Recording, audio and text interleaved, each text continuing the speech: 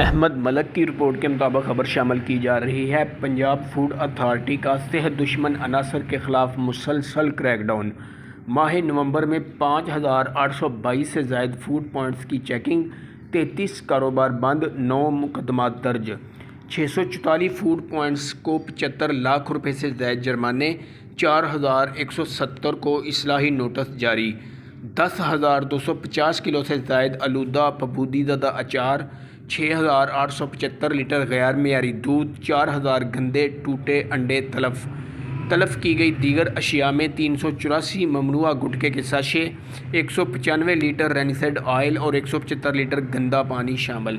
دیگر اشیاء میں چائنا نمک، مسالہ جات، دالیں، بیوریجز، بسکٹ، چائے وغیرہ شامل ہیں۔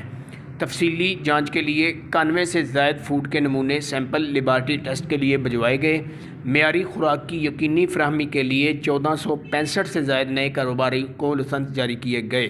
فوڈ سیفٹی ٹیمیں ہر ضلع اور تحصیل میں سرپرائز کے ساتھ ساتھ سالانہ چیکنگ کرتی ہے۔